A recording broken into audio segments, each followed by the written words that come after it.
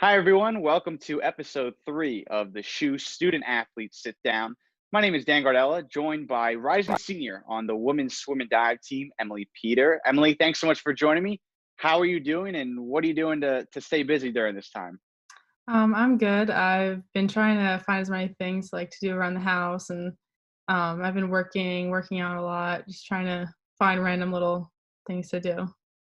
Keep And busy. I've been asking, the other athletes that I've interviewed is, what are you binge watching any shows? Have you been on Netflix a lot? What's kind of the go-to Yeah, show right now? so I think at the beginning of quarantine it was All American. I watched that. And then it kind of went into Outer Banks and I also watched that. Watched all the shows that everyone's kind of been watching during quarantine. And moving now over to swimming, it's for most athletes, they can find a baseball field or a football field to kind of get some training in during this time when everything's closed. For a swimmer, have you had access to a swimming pool? How have you been able to train it all during this time? I haven't been able to swim at all yet, but soon. I have a pool at my house. It's just like an above ground pool, but we're buying like cords so I can like like tie the cord around you and you swim like kind of in place. So hopefully, once we open my pool, I'll be doing that. But instead of swimming, I've just been running a lot, trying to keep up like with cardio because swimming is obviously a cardio sport, so you have to keep up with the cardio. So I've been running almost every day and doing like little other workouts and stuff, but definitely a lot of cardio.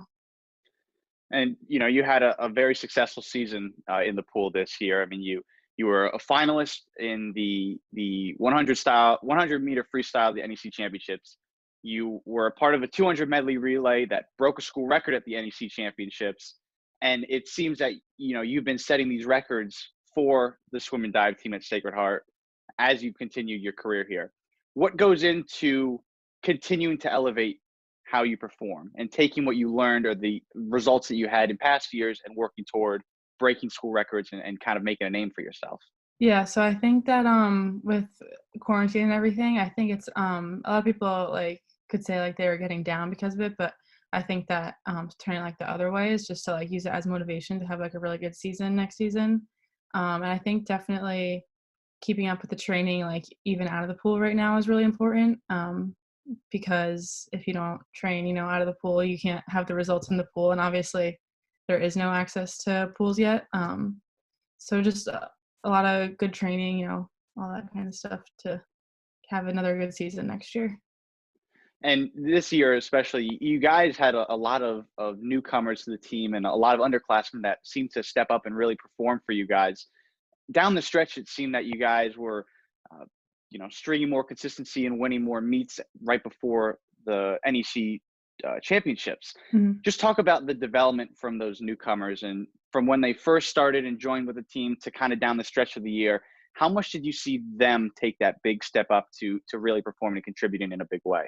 Yeah, I think that every year I think our team gets better. Every class is, like we always like kind of laugh because like we thought like this year's seniors class like that was like the year, and then it was like every year there's just like more and more talent, and as everyone comes in, they start to like get better times and get best times, and the talent that we had for the freshmen this past year was like awesome, and then by NECs they had just improved so much that it was like really great, and I'm even more excited for next year because I think we have like 15 or so incoming freshmen, which is a lot, like probably I think the biggest class we've ever had.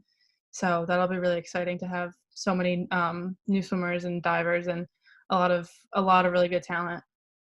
Have you had a lot of contact with them? I know some teams have been setting up Zoom calls and kind of finding ways to still keep the team in touch. Have the swim and dive team done anything like that? Yeah, we've done we did like one a while ago, like a Zoom call with like the whole team, and we have like our group chats that we talk in and stuff. Like the incoming freshmen and all that. And one of the incoming freshmen is actually my sister, so I've definitely been in contact with her. But yeah, we've definitely all been in contact trying to, you know, keep each other's spirits up, like motivate each other while we can't be in the pool. What's been the advice you've given to your sister, and given that you live in the same house and she can kind of pick your brain a little bit more? Yeah. I don't know. I've just been, definitely we've been pushing each other to work out a lot at home and get ready for the season next year. But that's really it. I'm really excited to be on the team with her. And the last question I'll leave with is something that happened outside of the pool. Now Sacred Heart has a lot to offer with athletics and outside of it. You had the opportunity to go on a mission trip with Sacred Heart. Mhm. Talk about that and the experience that you got from it, and I guess as a little bit of a sales pitch on why it's such a valuable experience at Sacred Heart.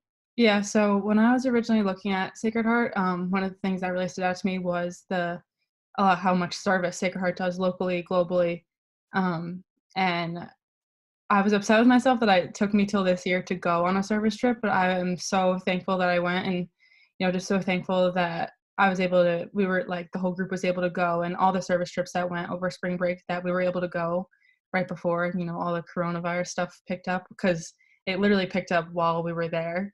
So luckily we were able to travel safely and all that. But yeah, the trip was really awesome. I went to Guatemala and it was a group of 8 or 9 of us, and it was just a really, really awesome week. The people we met there were amazing.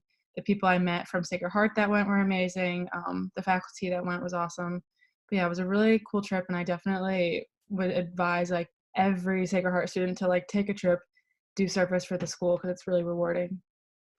Awesome. Well, Emily, thanks so much for joining me. Best of luck in your training during quarantine, and best of luck in the pool next season. Thank you.